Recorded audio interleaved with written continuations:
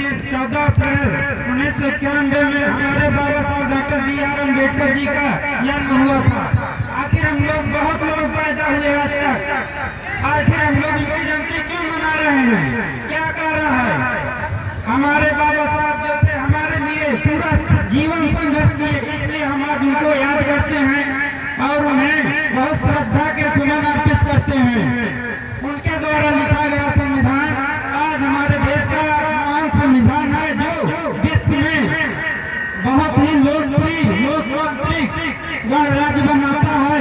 और ऐसा संविधान जो हमारे भारत को दिया गया है, इस तरह का संविधान किसी भी देश के नहीं है। और भी बहुत सारे कारण है। हमारे बाबा साहब को पढ़ने का अधिकार नहीं था, जैसे अभी जितेंद्र जी बता रहे थे, ये वास्तव में 100% सही है, लेकिन उन्होंने पढ़ा, कक्षा में बैठने का अधिकार नहीं था। जहाँ हम लोग और लोग चौका जूता उतार के रखते थे, वहाँ हमारे बाबा साहब उसके पीछे बैठ के पढ़ाई करते थे।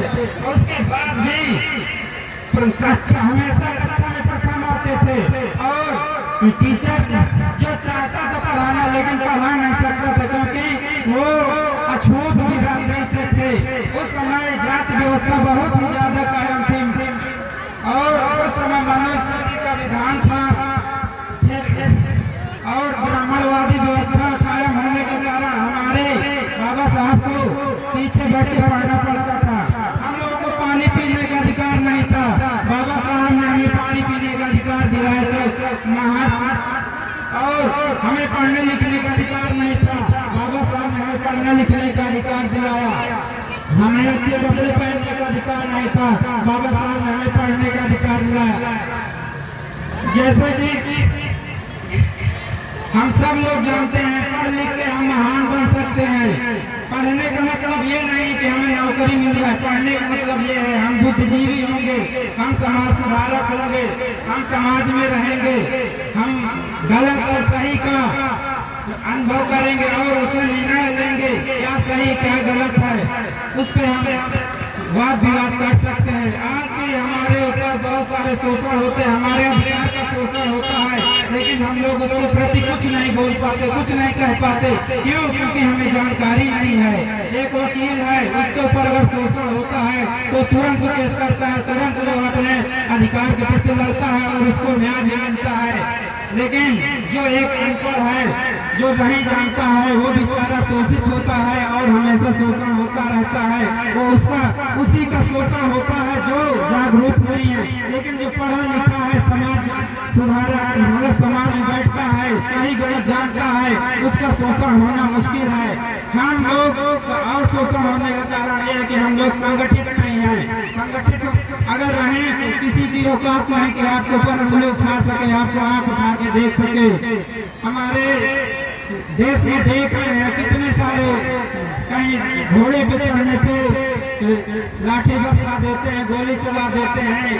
कहीं अभी देखिए विश्वविद्यालय में एक छात्र थे, क्या नाम था उनका, सोनकर नाम था आगे, तो हाँ शिवम सोनकर जी, तो उनको 8 बार जो कि GRF थे, फिर भी उनको PhD में दाखिला नहीं दिया जा रहा था। PhD मतलब शोध होता है। तो ये जातिवादी व्यवस्था बहुत ही ज्यादा कायम है हमारे देश में। इसका कारण हमें जानकार ना होना, हमारे संगठित हमको संगठित ना होना, यही है।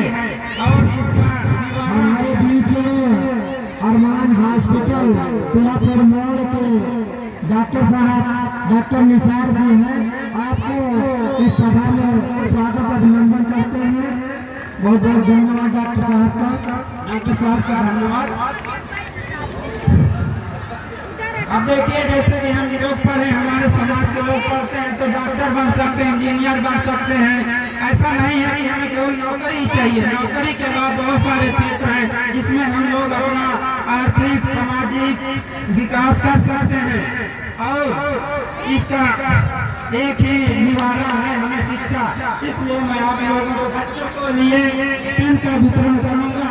इस पेन की अहमियत समझे, औरत हो, बूढ़े हो, बुजुर्ग हो, बच्चे हो, सब लोग पढ़े। इतना पढ़े कि अपने समाज का, अपने परिवार का, अपने देश का, अपने जिले का मान सम्मान बढ़ाएं। इसी के साथ ज्यादा ना टाइम लेते हुए मैं आप सब लोगों को बाबा साहब डॉक्टर B.R. अम्बेडकर की जयंती पर हार्दिक बधाई एवं शुभकामना देता हूँ। मुझे बोलने का मौका मिला, इसके लिए संचालक महोदय जी का धन्यवाद। जय भीम, जय भारत, नमो बुद्धाय।